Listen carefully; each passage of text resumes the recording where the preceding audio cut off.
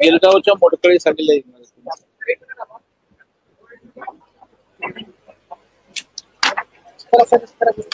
बोल कुमार रेडी का कुमार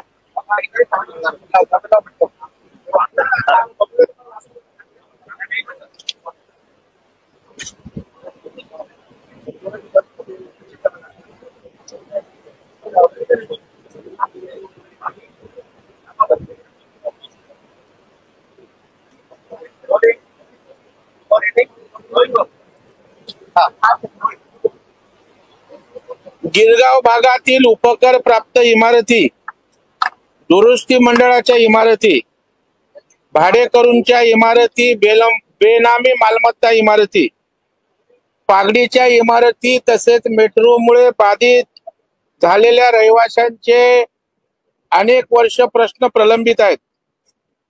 या इमारती 100 वर्षापेक्षा अधिक जुन्या असून त्या मोडकळीस आलेल्या आहेत आणि त्याच्यामुळे यांच्या पुनर्विकासामध्ये अनेक अडचणी आहेत. आणि या संदर्भामध्ये आज लक्षवेधीच्या माध्यमातून गिरगाव असेल, ताडदेव असेल, दक्षिण मुंबईतील या सर्व इमारतीच्या पुनर्विकासाच्या संदर्भात या सर्व सोसायट्यांना, संस्थांना, इमारतींना गृहनिर्माण संस्था म्हणून नोंदणी करून घ्यावं. त्यांना स्वयं पुनर्विकासात जायला मार्ग मोकळा होईल.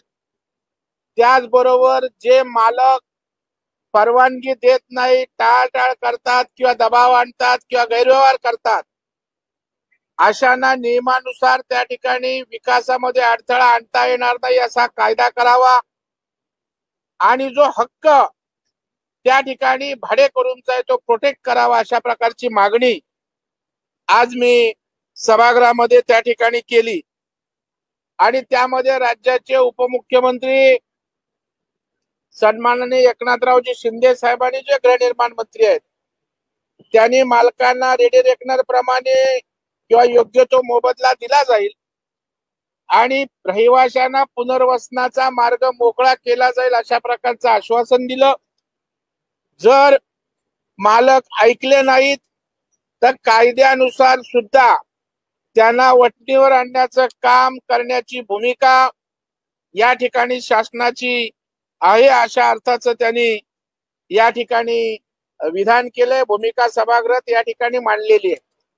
त्याचबरोबर आज मेट्रोमुळे जवळपास 5000 कुटुंब बाधित आहेत. त्यांच्या पुनर्वसनामध्ये सुद्धा आज हेळसांड होते. मेट्रो कॉर्पोरेशनने त्यांच्या पुनर्वसन करावं अशा प्रकारचं ठरलं होतं. या इमारतीच्या पुनर्बांधणीसाठी सुद्धा योजना करावी अशा प्रकारची मागणी मी केली. त्याच्यामुळे मुंबई इमारत व दुरुस्ती मंडळाने बांधलेल्या 35 इमारतींचा प्रश्न, मुंबई आर बोर्डाच्या एकल स्वरूपाच्या इमारतींचा प्रश्न, बेनामी मालमत्तांचा पुनर्विकास, कारण दक्षिण मुंबईत जवळपास 15,000 इमारती आहेत, त्याच्या 6,000 गिरगावामध्ये त्या ठिकाणी आहेत.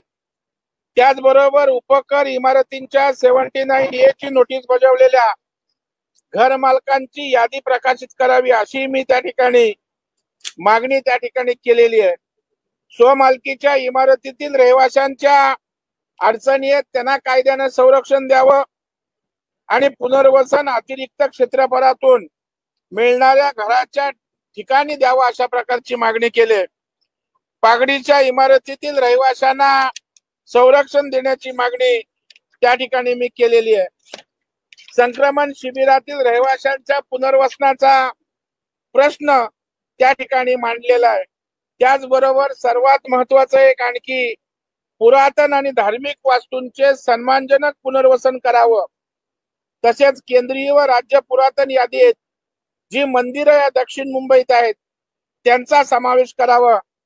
ही गिरगावातील अनेक मंदिरं, प्राचीन मंदिरं 150 ते 200 वर्षापासून अधिक जुनी आहेत, ज्याच्यामध्ये वैद्यवाडीतील विठ्ठल रखमाई मंदिर असेल, खेतवाडीतील पितळे मेन्शन येथील मारुती मंदिर असेल, श्री स्वामी समर्थ नगर येथील ओंकारेश्वर मंदिर असेल, कोरजेडील येथील विठ्ठल मंदिर असेल, ताडदेव येथील श्री मारुती मंदिर असेल, अमृतवाडी येथील हनुमान मंदिर असेल, श्री गणेश मंदिर, ताडदेव प्रॉपर्टी येथील शंकर भगवान मंदिर असेल आणि सॅम्युअल स्ट्रीट येथील श्रीकृष्ण हवेली मंदिर या पुरातन वास्तू असून सुद्धा त्यांचा पुरातन वास्तूमध्ये समावेश झालेला नाही.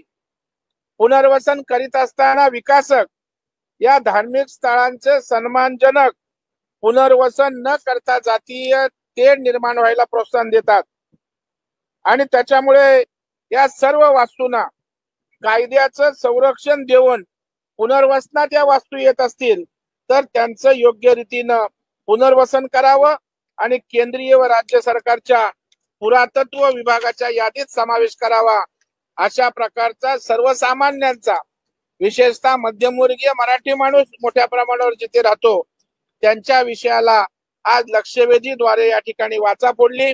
कारण गेल्या महिन्यामध्ये मी गिरगावला गेलो होतो.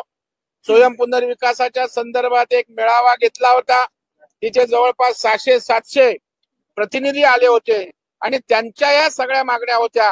तेव्हा त्यांना मी शब्द दिला होता की येणाऱ्या अर्थसंकल्पीय अधिवेशनामध्ये तुमच्या प्रश्नाला वाचा फोडो, न्याय देण्याप्रमाणे सर्व बाबतीत सरकारनं सकारात्मक भूमिका घेतली. उपमुख्यमंत्र्यांनी सकारात्मक उत्तर दिलं आणि लवकरच बैठक लावून आणखी काही छोट्या मोठ्या अडचणी असतील त्या मार्गी लावून गिरगाव असेल, दक्षिण मुंबईतील पुनर्विकासाचा मार्ग मोकळा करू असं वचन शिंदे साहेबांनी सभागृहात दिलेलं आहे. माहिती समोर आली होती की मुंबईतल्या स्वयं पुनर्विकासाच्या संदर्भामध्ये आपण काही मंडळींकडून केंद्राशी देखील काही बोलणी सुरू आहे आणि केंद्राच्या वतीने सुद्धा या मॉडेलवर समाधान व्यक्त करण्यात आल्याची देखील माहिती आहे. कालच पुण्याला त्या ठिकाणी एक स्वयं पुनर्विकासाच्या संदर्भात पुण्याला परिषद होती. तिथे केंद्रीय सहकार राज्यमंत्री मुरलीधर मोहोळ उपस्थित होते. मी कालही सांगितलं की आता पुनर्विकासासाठी, स्वयं पुनर्विकासासाठी हजारोच्या संख्येने सोसायट्या पुढे येत आहेत. त्यामुळे निधीची आवश्यकता आहे. अमितभाई शाह यांनी निधी द्यायचं एनसीडीसीच्या माध्यमातून मान्य केलंय. काल मुख्यमंत्री महोदयांनी सुद्धा केंद्रीय राज्यमंत्री मोहोळ साहेबांना सूचना दिल्या आहेत. मोहोळ साहेबांनी जाहीरपणे आश्वस्त केलंय की अमितभाईंशी बोलून स्वयं पुनर्विकासासाठी लागणारा निधी एनसीडीसीच्या माध्यमातून उपलब्ध करू. शेवटचा प्रश्न, प्रशांत कोरटकर तो अनेक दिवसांपासून फरार होता, त्याला तेलंगणामध्ये अटक करण्यात आल्याची माहिती नाही. मला वाटतं आता जे कोरटकरना आम्ही पाठीशी घालतो अशा प्रकारची जी कोलेखुई होती त्यांचं थोबाड या निमित्तानं फुटलंय. सरकारला त्या ठिकाणी सर्वजण समान आहेत. कोणी गुन्हेगार असेल, कोणी असेल, कायद्यासमोर सगळे समान असतात. पुन्हा एकदा ते सिद्ध झाले.